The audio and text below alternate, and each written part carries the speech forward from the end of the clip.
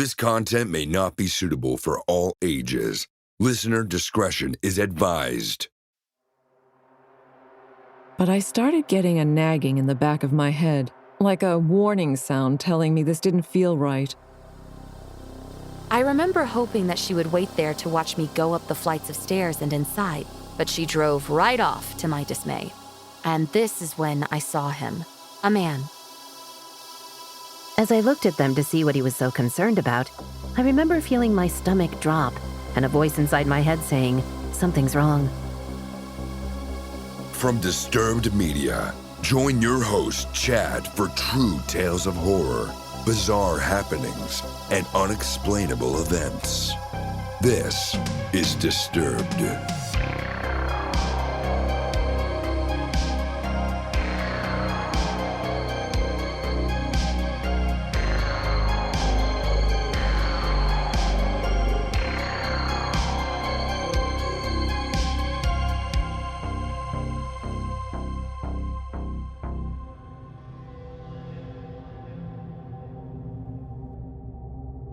Thanks to Daily Harvest for supporting Disturbed. Daily Harvest has delicious options for any time of day. Breakfast, lunch, dinner, snacks, and desserts are always on hand in your freezer and ready to enjoy. Go to dailyharvest.com/disturbed to get up to $40 off your first box. Welcome back in, everyone, and thanks for joining me. This week, I'm bringing you 3 true horrifying tales and a listener voicemail that will bring chills down your spine. So sit back and listen close as we dive into the horror. And if you haven't noticed, it's our 100th episode, and what a ride it's been. We've heard some incredibly disturbing stories throughout our history, and we wouldn't be where we are without you guys listening and submitting your experiences. So hats off to all of you for helping make Disturbed what it is today. Thanks for listening, sharing, and recommending the show. Thanks for leaving those reviews wherever you're listening. And thanks for tuning in each and every Thursday to get your weekly fill of true horror. You guys are awesome. But now let's get to the spooky stuff. We open the show with an email submission from Liz, featuring voice work by Nikolle Doolin. And we encounter the men on the beach. I was about 15 when this happened. I went with my best friend Chris and her family on a vacation to the Bahamas. I was so excited. It was a once-in-a-lifetime trip for me, and when her family invited me, of course I said yes. It was a week-long trip during summer vacation.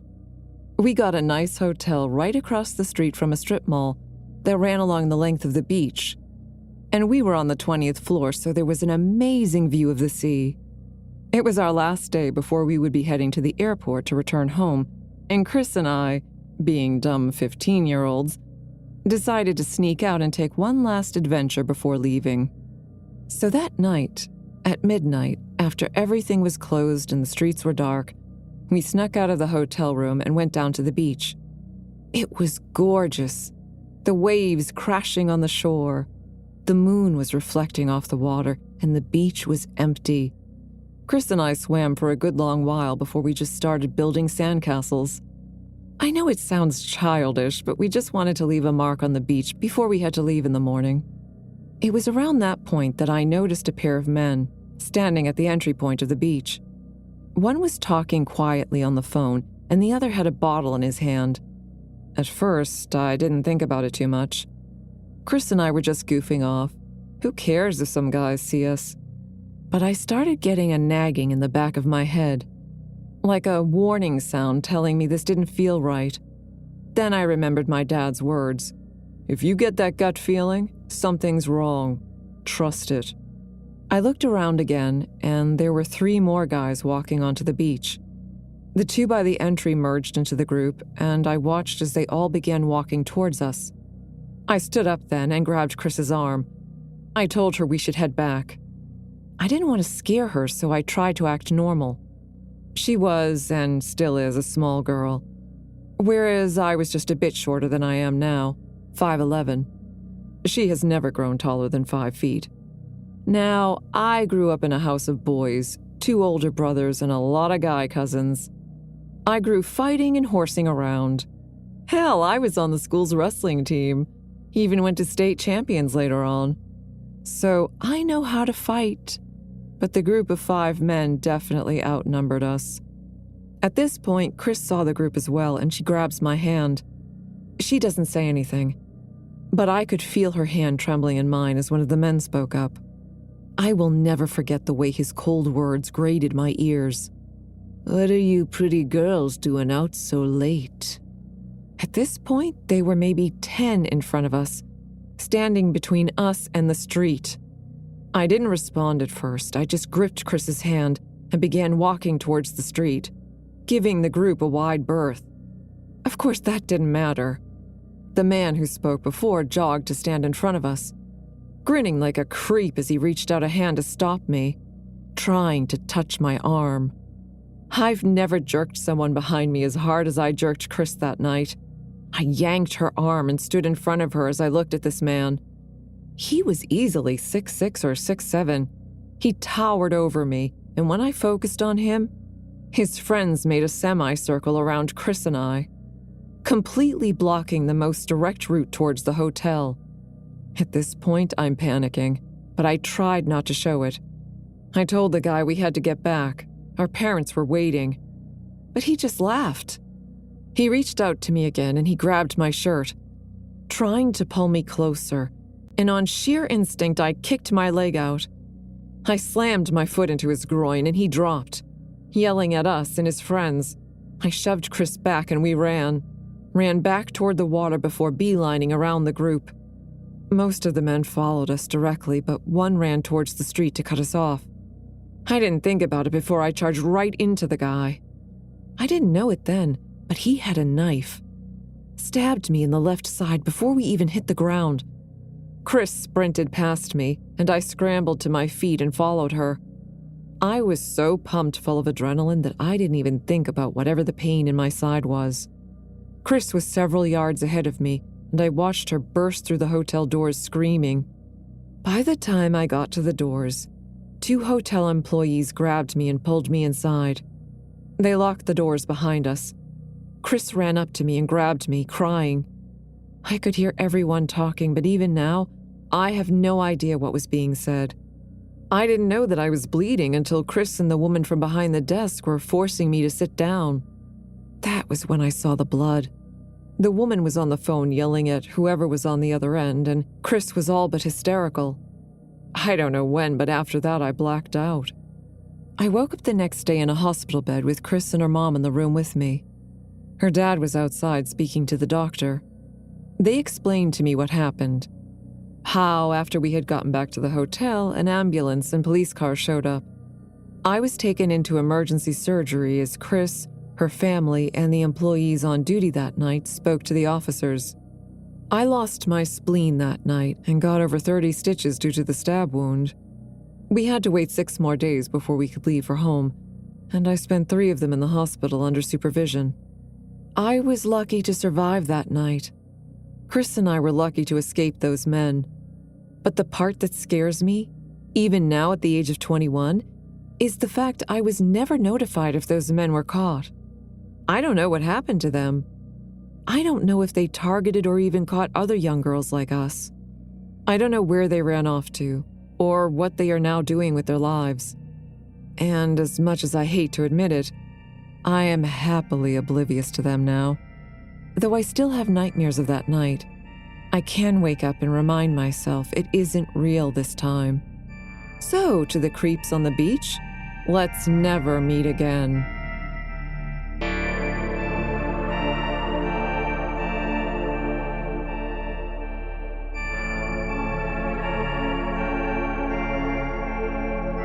Do you have your own terrifying encounter? Did something unexplained happen to you? Let us know and get featured on the podcast. Email mystory@disturbedpodcast.com. Up next, we check in with Reddit user Colorado KJ, featuring voice work by Sarah Thomas. And we narrowly avoid an abduction.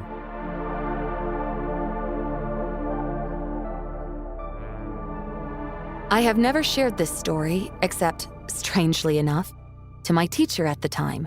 I was in the first grade at Northside Elementary in DeSoto, Texas. We lived about 3 long blocks down, as my mother liked to call it. I personally feel it was a lot more. My sister and I were brought to school on a regular basis and walked home.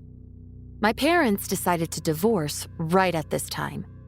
My dad moved out, and we started seeing him every other weekend. My mom began dating someone else, and I remember she no longer became interested in taking us to school as much. She became very preoccupied with her new relationship, and I remembered that she often had me walking to school as well as coming home. Thinking back now, I'm not sure why I was late. There might have been a doctor's appointment or something. I remembered that it wasn't very late at all, maybe just an hour or so after school started. My mom pulled up in the car and I got out. I remember hoping that she would wait there to watch me go up the flights of stairs and inside, but she drove right off to my dismay. And this is when I saw him. A man, pretty normal looking, stepped out of a car looking directly at me. My mom had pulled off, and this man was the only person around. He crossed the street quickly, at an angle, coming directly towards me. I remember turning and running up the steps. There were 3 flights of stairs with landings in between. When you are a little girl, these stairs seem much bigger. I remember looking over my shoulder, and he was literally running up the stairs after me. And I had that horrible gut reaction and ran as fast as I could. I remember the double doors in front of me, and I was panicked, thinking I would not make it. At that young age, I felt the energy coming from this otherwise normal-looking person who looked like a dad. I remembered the huge intrinsic feeling of doom and urgency to go through those doors. And I did. And I immediately turned around and saw him standing on part of the second set of stairs. And he just stood there, looking at me as I looked at him from inside the building. And then he looked very frustrated and turned, walking away back to his car. I remember telling my teacher about it. Maybe a week later, a police detective showed up to interview me about what happened. This makes me think it may be connected to something that happened in that area at that time. I don't think I have ever been that afraid in my life. And it was a powerful, internal fear. It was like my body told me immediately to run.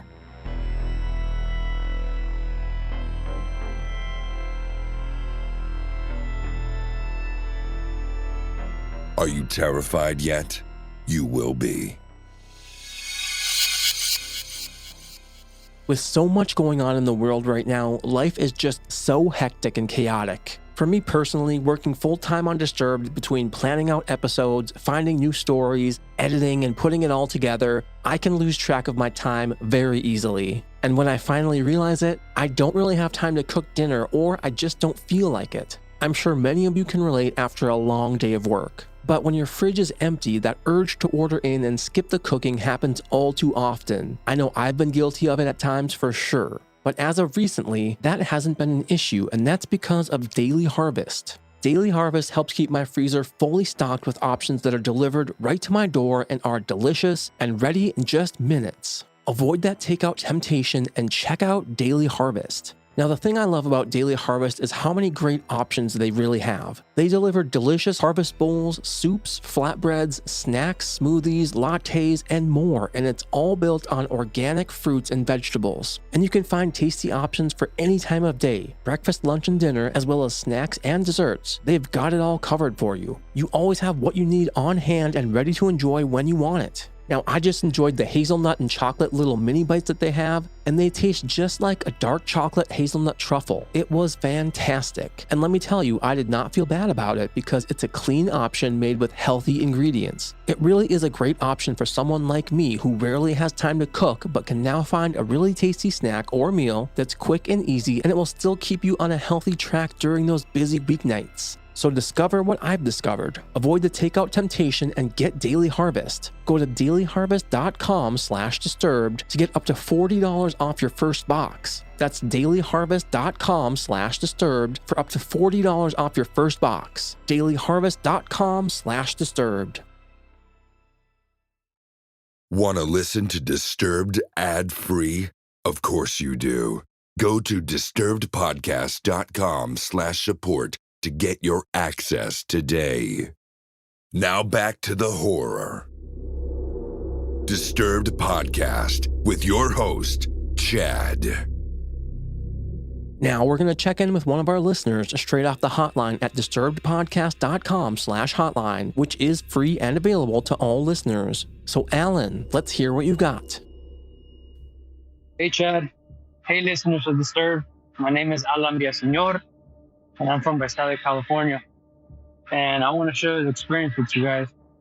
So I was on my week's vacation. This happened a couple of months ago, and I was on my week's vacation. So me and my wife decided to go to Target, and we had our two sons, a 7-year-old and a 5-month-old. And of course, sons always want to be with their dad until they grow up and then become mama's boys. Me and my wife split at the store. She said she was going to go look at clothes for herself, and I was going to go walk around with the kids. So my son was like, Dad, can we go see the video games? I was like, sure. So we're going to go see the video games. And we're right there in the aisle, minding our business. And I look up and I turn to my right, turn my head to the right, and me and this African-American male made eye contact with each other. So I didn't really make much deal about it, but all he had, what stand out of this guy was that he had a red paint on his face. But like I said, I really didn't make big deal about it, pay attention to it, because I was just thinking, some tweaker just came to the store to cool off. So I started walking back to go find my wife. Like a dumbass, I always forget my phone in the car. Couldn't call her, see where she was at. As we were walking to the women's aisle, all I hear was, put the knife down. Put the knife down or I'm gonna tase your ass. And I turn and I see the same man that I made eye contact with being arrested by the cops. And what I see with the cops, I see him taking out a bunch of knives and a machete. So the story of this guy was that I guess he was walking around the parking lot, going inside the stores until he walked into Target. And one of the employees said that he saw that he had a machete in his pants. So she called the cops right away. And the cops were looking for this guy. The same guy that I made eye contact with, that I was by myself in the corner of the store with my two sons. I'm usually a gun nut, and I usually carry my gun with me and a pocket knife. But this time I did not have my gun with me because I was cleaning it at home and I left it at home. So I had my pocket knife, so that was the only thing that I was secured if this motherfucker was to ever turn on me. But it's scary to think that somebody like that could just snap on you without you even knowing. And I was in shock. I was in utter shock because I was, like I said, I was with my sons by myself. So I finally told my wife what happened, and she got scared. Like, she was just like, we're not going to split from a store. And I told her, yes, it's a good idea because shit's crazy nowadays, man. Shit's crazy nowadays, and people don't give a fuck anymore. And I know it's probably not going to be a crazy-ass experience, but it's just an experience I want to share with you because I hear your show, man. I hear your show every day, and I love your show. I love the experiences I hear. I love all that crap, man. I love all that scary shit. And I appreciate, man, that you do this. You take your time out of your day, you do this, and you do it right like you're supposed to. Appreciate you so much, Chad. Appreciate to everybody that listens to your episode. God bless, brother, and blessings to you and your family. And everybody, stay safe, y'all. Stay safe out there, y'all, because it's crazy, man. It's crazy. And like you can even hear it in my voice, that's kind of shivering right now that I'm telling you the story, because every time I hear stories like that, it always brings me to that same thing. So take my experience. Be careful when you're out there shopping, because you might never know who you make eye contact with. Are you loving the show? Let us know with a positive rating and review. In return, we'll help you hide the body. And finally, we close out the show hearing from Reddit user Tense Gecko, featuring voice work by Tanya Eby, and we learn how important cardio is. I have never shared this story before because at the time this happened, I was terrified of the consequences, and honestly, just wanted to forget about the whole situation because, like an idiot, I thought it was my fault. It took me years to realize that if it wasn't for my obsession with cardio workouts, I might be dead. I was just accepted into the college of my dreams and basically had to restart my life. I moved in with my grandparents to save money and just build a better relationship with them. Plus, it was close to a nice walking path that led to the train station, so I didn't have to worry about parking fees. Being shy, it was hard for me to open up to people and make friends, so I took it upon myself to go to the gym every day and see if that would help my confidence levels. After almost 8 months of cardio and weight training, I was feeling confident enough to start hanging out with some classmates, and we soon became really good friends with a few girls in my class. One day after class was done, a few girlfriends of mine, let's call them S and N, wanted to go out that night for a girls' night. I have never been a big partier, but the idea of letting the stress of college out by dancing and having fun with good friends sounded like a great idea. So we all agreed we'd check out the local hockey game first, and then head to the club afterwards for some dancing. The first part of the night was a blast. The hockey game was great, and the arena beers tasted even better. By the time we got to the club, it was about 11 p.m. My one friend, N, wasn't feeling well, so she ended up heading home pretty early. After the arena beers, I wanted to sober up since it was getting late, and something in my gut was telling me to stop drinking. I never doubt gut feelings, so I stopped drinking and just had water for the remainder of the night. By the time my friend S was done partying, it was 1:30 a.m., and we walked to the subway stop and waited for our trains together. There were other people waiting on the platform, and we talked about our night and what our plans were for the weekend. She was heading downtown, so her train came sooner.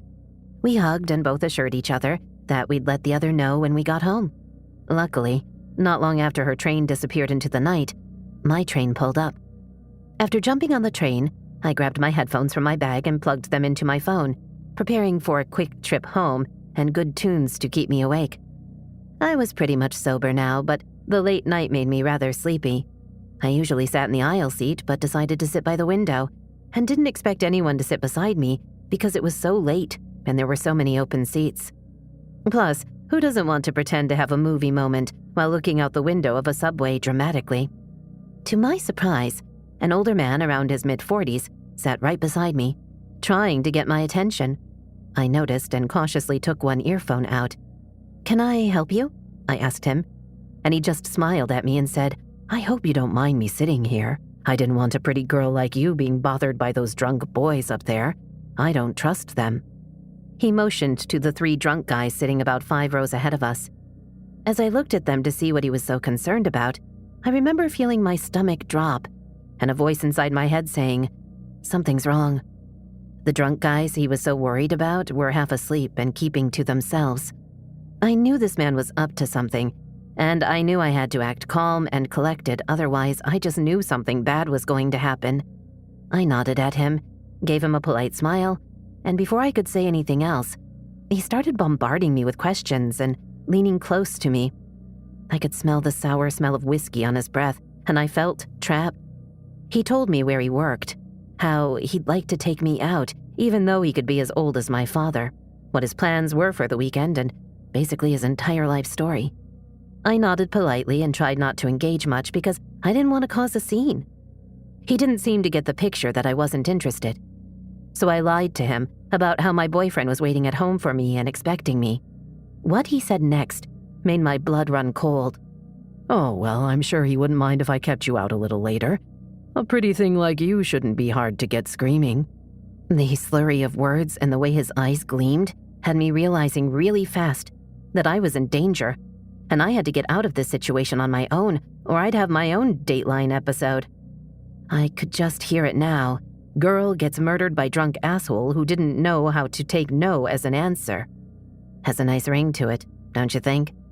I knew my stop was coming up, and I just had a feeling he wasn't going to let me go that easily. I remember packing my phone into my bag with an emergency number, ready to go, just in case, and tightening the strap of my purse. As we pulled closer to my stop, I asked him to move, and he sluggishly got out of the way. He had a pretty slow reaction time because of how drunk he was, and I planned to use that to my full advantage. I took that moment to stand a little farther away from him, assuring him I just needed to stand for a bit and that my stop wasn't coming up for a while. He nodded, his head bouncing. As the train slowed and he turned his head to look out the window, I took advantage of the moment and ran to the closest doors. And just as the doors opened, bolted out onto the platform as fast as my legs could carry me. Before he could realize what happened, I was halfway up the stairs leading to the walking path. My heart was pounding and I could hear him yelling at me, "You bitch! I'm coming to get you!" I was terrified, filled with adrenaline, and my body took over and came to my rescue as I ran past the streetlights and into a forested path that led to my house. This path was one that I had grown up playing on, and even in the dark, I knew places where I could hide if I needed to. Plus, if worse came to worse, I knew all my grandma's neighbors, so if I had to, I could jump into one of their yards and run to safety. As I entered the walking path, I took one moment to turn and see if he had followed me any farther into the path. It was only then I realized how fast and far I had gone, since he was stuck at the beginning of the walking path, the streetlights shining behind him, creating an eerie silhouette figure. Not convinced I was safe, I snapped my head back forwards and kept running along the fence line. It wasn't until I was about 3 feet from the back gate of my grandma's house, I tripped over a tree root and was sent flying. I tumbled and rolled until I came to a full stop. My ankle throbbed terribly, but I didn't feel safe yet, so I got up and ran into the backyard, up the stairs, and opened the door as quickly and quietly as I could. As soon as I was in the house with it locked safely behind me, I found out I lost a shoe in my fall, and my ankle had begun to swell. I hobbled down the stairs to my room, and once the door was closed, I cried and shook until nothing was left. The adrenaline of this encounter had left me, and I couldn't believe what had happened. All I could do was thank my lucky stars that I got away safely and mostly unharmed. I still have nightmares about this scenario, even years later, and the only thing I am certain of is that if it wasn't for all my early morning training sessions over the months leading up to the incident, I'm sure I wouldn't be here today telling this story. So if you take anything away from my story, let it be this. Safety first, and always make sure you do your cardio. You never know when you may need it.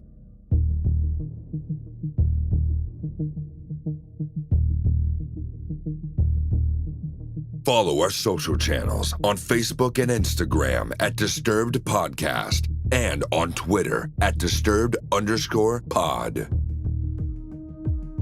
Submit your own experience to the show in writing or through the hotline at disturbedpodcast.com. And if you'd like to support the show, you can get early access to our premium feed featuring ad-free listening and bonus episodes. Visit patreon.com/disturbedpodcast to learn more. And let's shout out our newest supporters: Gummy Bear, Spanky Dawson, Heather Craig, Belle, Dino Ribic, and Mike Geerton. They all get instant access to our catalog of bonus episodes, ad-free listening, and 24-hour early episode releases, and you can too. Support us today and get your access at patreon.com/disturbedpodcast. Music by Carl Casey at Whitebat Audio and Co.ag. Thanks for listening. We'll be back next Thursday with a brand new episode. And stay safe out there, y'all.